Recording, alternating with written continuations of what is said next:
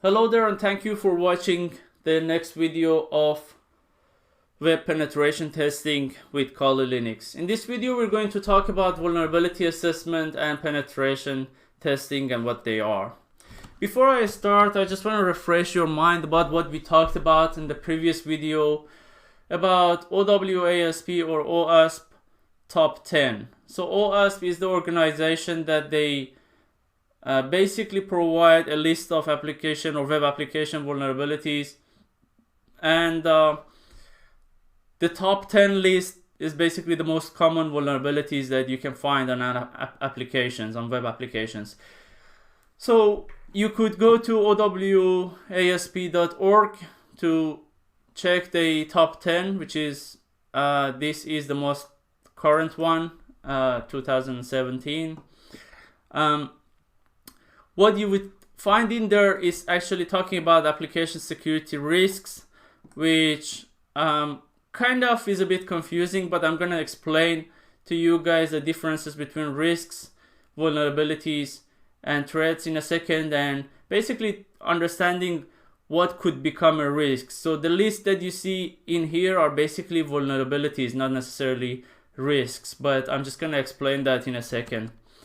So let's start with some definition around threats, vulnerabilities, and risks. So threats basically are things that they have potential to cause serious harm to a computer system, to an application, to basically a server or anything like that.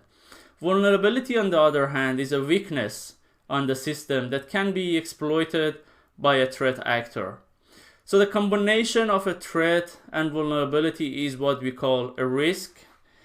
So unless we have both threats and vulnerabilities, this is not really considered a risk. So just to give you an example, if we have vulnerability on a web server, like an IIS server, around basic authentication, and the application that we have is not using basic authentication, all of our users are using different type of authentication, that really is not a threat for our application. It could be really considered a very low risk because we're not really using that functionality. So just keep that in mind. Combination of threat and vulnerability is what we call risk. Vulnerability assessment is basically the process of identifying, measuring, and prioritizing vulnerabilities in a particular system, network, application, whatever you call it. There is really no harm to the system. There might be some obviously performance drop and impact on the performance, but we're not really changing anything on the system. So it's a risk-free test. And as I explained before, a founded vulnerability might or might not be really a risk, depending on how we're using it. So that needs to be assessed properly.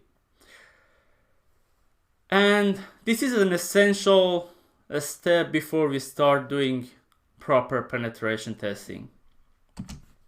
What is penetration testing, on the other hand? So penetration testing is the process of testing and evaluating founded vulnerabilities for exploitation.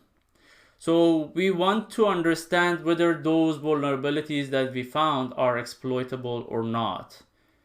So that is where we actually find proper risk. This could harm system, this could harm the applications and their operations. A successful exploitation obviously is considered a risk, as I explained, and it is much more accurate once we know that it is exploitable than just vulnerability assessment.